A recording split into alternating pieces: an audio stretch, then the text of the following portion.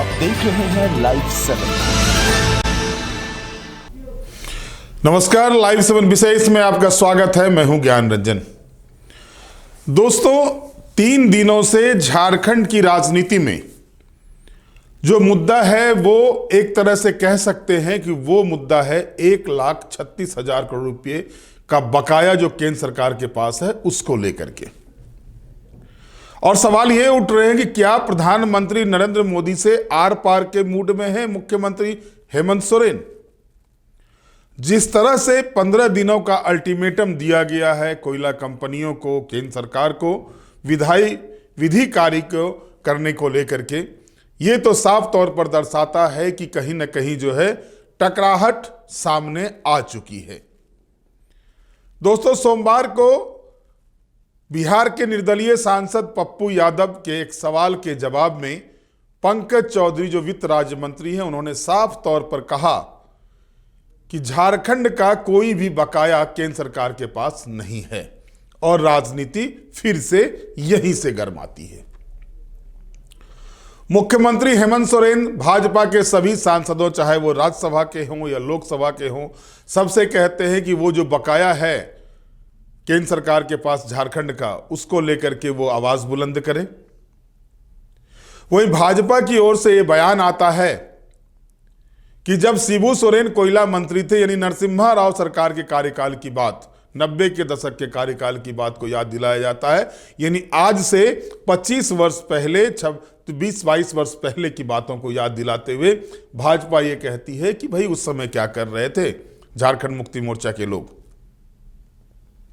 ये सारी चीजें चल रही है और इस बीच जिस तरह से सीधे तौर पर झारखंड मुक्ति मोर्चा ने यह ऐलान कर दिया है कि एक ढेला कोयला भी बाहर नहीं जाने देंगे, इसके बाद से फिर से एक मर्तबा राजनीति गर्मा गई है।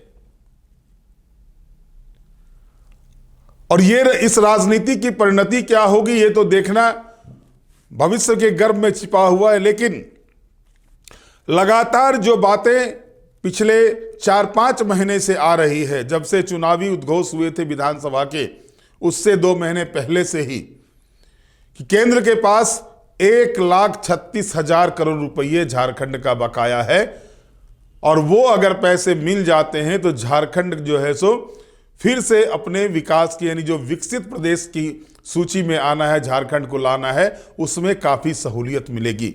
और हेमंत सोरेन इस बात को लेकर आवाज बुलंद किए हुए हैं। उन्होंने कई मर्तबा केंद्र सरकार को इसको लेकर पत्र भी लिखा, मुख्य सचिव ने भी इसको लेकर के पत्र लिखा केंद्र सरकार को। लेकिन केंद्र सरकार ने जब लोकसभा में केंद्र सरकार की तरफ से जब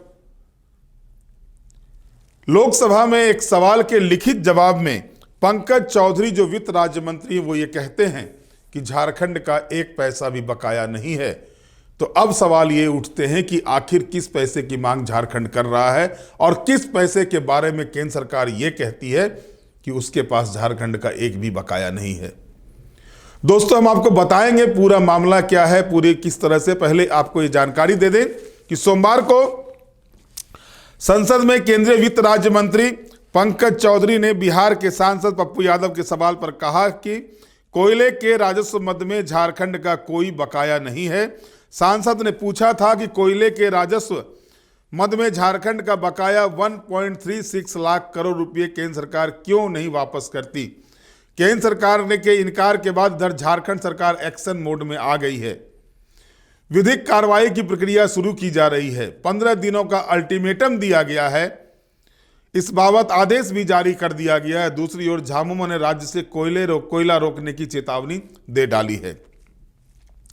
इस बीच मुख्यमंत्री हेमंत सोरेन, जैसा कि मैंने आपको बताया, ने भाजपा सांसद का आह्वान करते हुए कहा है कि झारखंड भाजपा के सांसदों से उम्मीद है कि वे हमारी इस जायज मांग को दिलवाने के लिए अपनी आवाज अवश्य बुलंद करेंगे। झारखंड के विकास के लिए राशि नितांत आवश्यक है।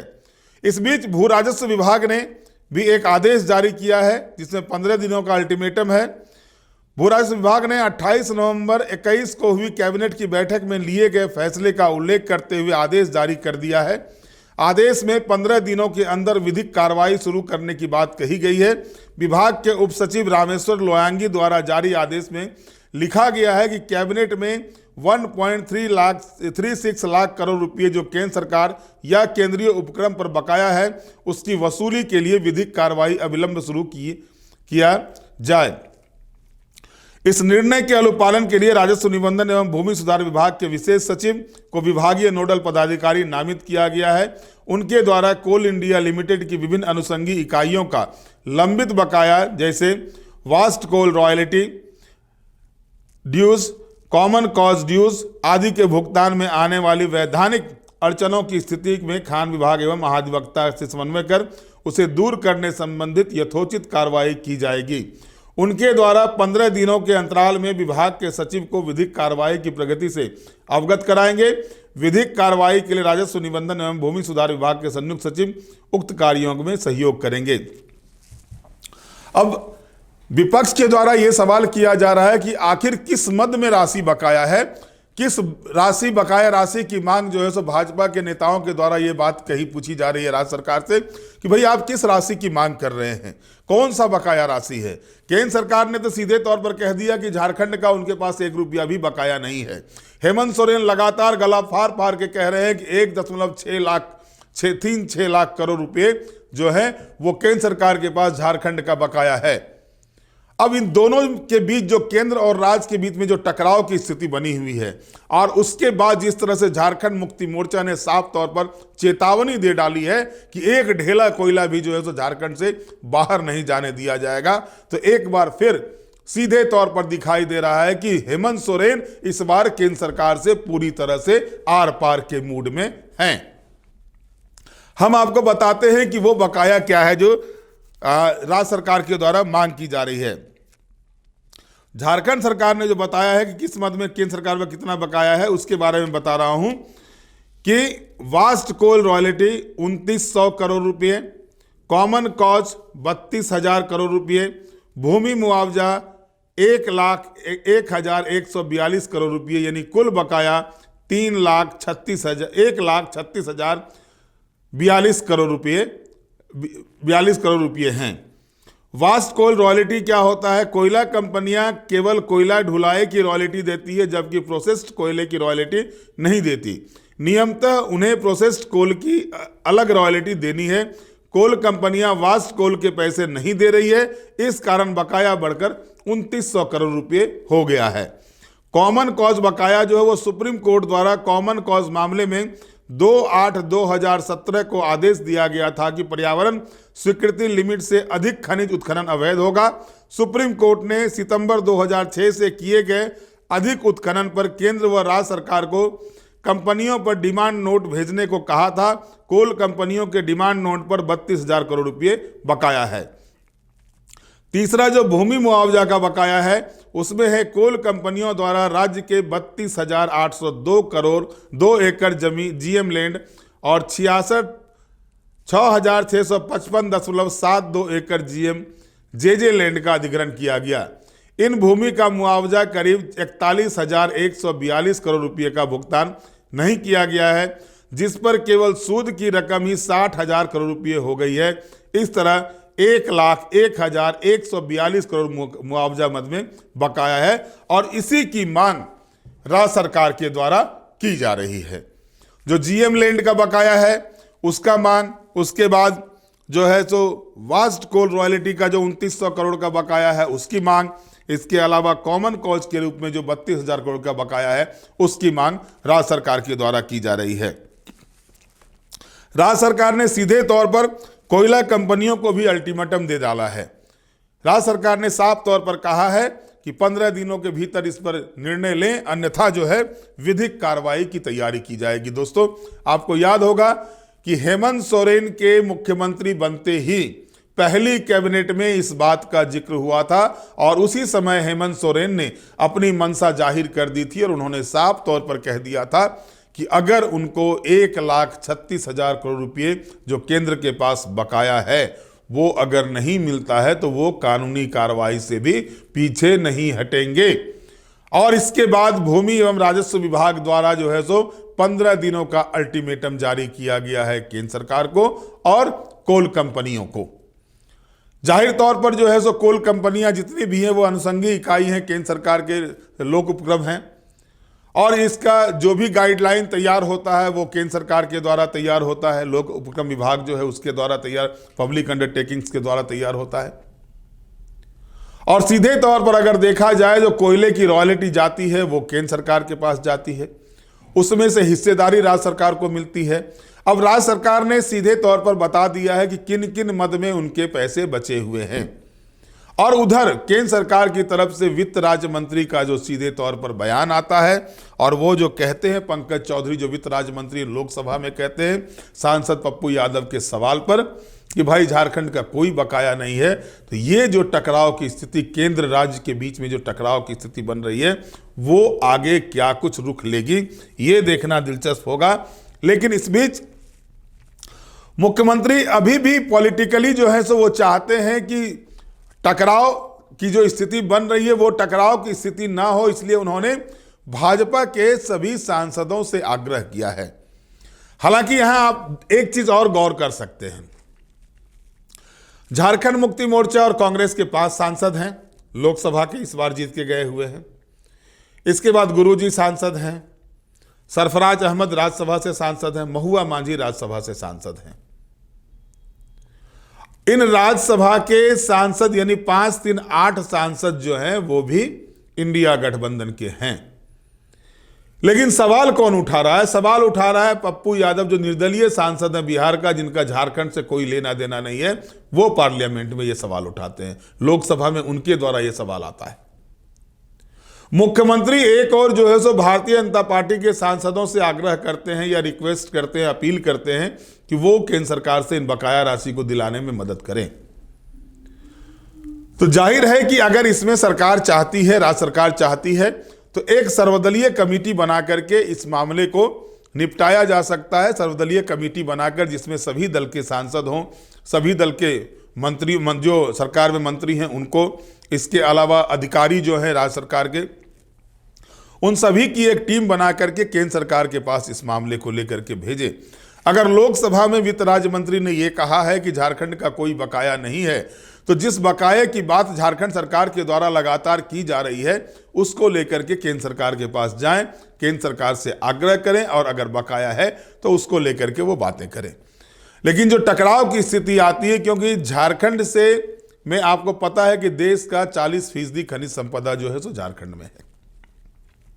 जाहिर है कि अगर इसको, जैसा कि झारखंड मुक्ति मोर्चा ने चेतावनी दी है कि एक ढेला भी कोयला जो है सो बाहर नहीं जाने दिया जाएगा, तो ऐसी स्थिति में जो है सो एक टकराव जो बन रहा है केंद्र और राज्य के बीच में, इससे कई चीजें प्रभावित होगी, कई विकास योजनाएं प्रभावित होंगी।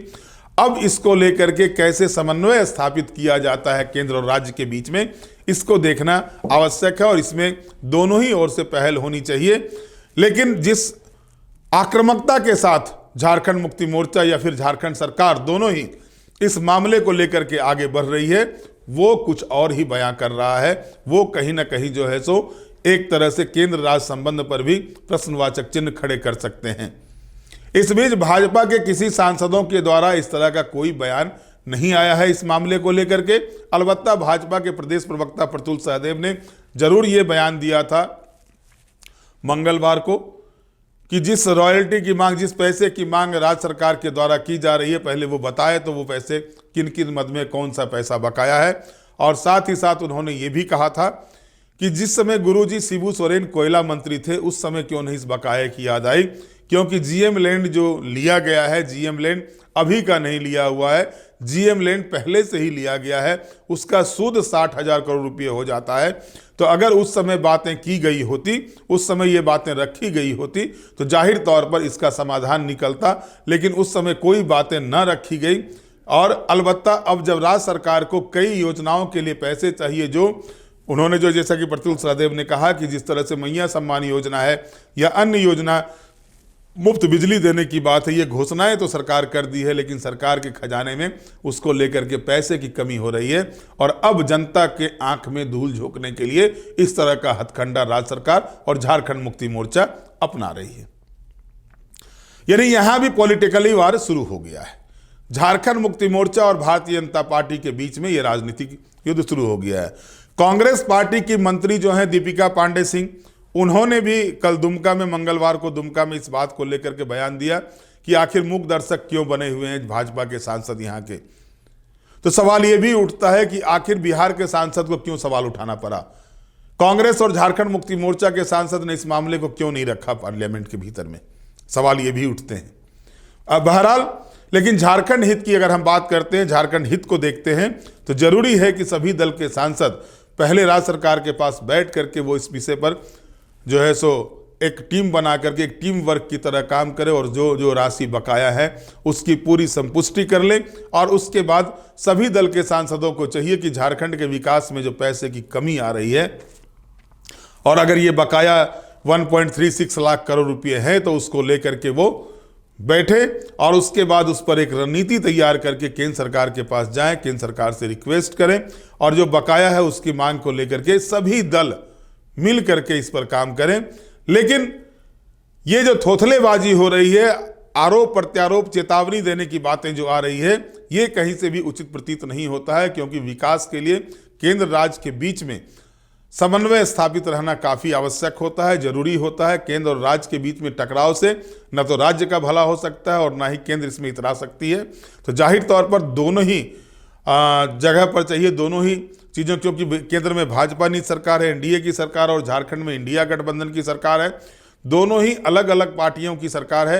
ऐसे में जब तक दोनों पार्टियों में समन्वय स्थापित करके इस मामले को लेकर के आगे नहीं बढ़ा जाएगा, ये टकराव और आगे बढ़ सकता है। अब देखना दिलचस्प ये होगा कि क्या मुख्यमंत्री हेमंत सोरेन भाजपा के सांसदों से जो मौखिक अपील किए हुए हैं वो उनके साथ बैठते हैं, सर्वदलीय बैठक बुला करके इस मामले पर कोई ठोस स्टेप उठाते हैं, ये देखना दिलचस्प होगा। और भाजपा सांसदों का क्या रुख होता है आगे, ये भी देखना दिलचस्प होगा। आरोप प्रत्यारोप इस समस्या का समाधान नहीं हो सकता। बहरहाल आज के विशेष में इतना ही। आप हमारे साथ जुड़े रहें, हमें लाइक करें, सब्सक्राइब करें। बहुत बहुत धन्यवाद। नमस्कार।